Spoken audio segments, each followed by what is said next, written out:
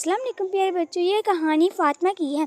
فاطمہ ایک چھوٹے سے گاؤں میں رہتی تھی، ذہین، ہونہار اور پڑھنے کی شوقین، لیکن اس کے والد کہتے تھے بیٹیوں کو پڑھا کر کیا فائدہ، آخر میں کام ہی تو کرنا ہوتا ہے۔ فاطمہ کی آنکھیں نم ہو گئی مگر دل میں علم کی روشنی جگمگاتی رہی۔ ایک دن اس کے چھوٹے بھائی کا اسکول میں داخلہ ہوا۔ فاطمہ خوشی سے دروازے کے پیچھے چھپ کر کھڑی ہو کر کتابیں دیکھ رہی تھی۔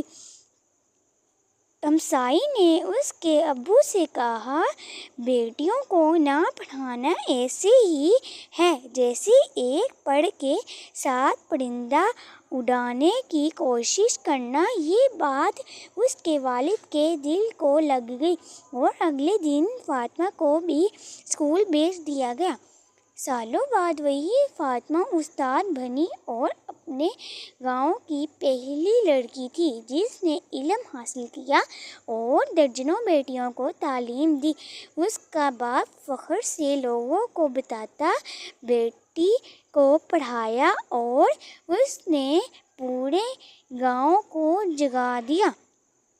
سبق: بیٹی کو بھی پڑھنے دو، وہ صرف چراغ نہیں، وہ خود روشنی بن سکتی ہیں۔ اوکے، اللہ حافظ پیارے بچوں، ہمارے یوٹیوب چینل کو بھی سبسکرائب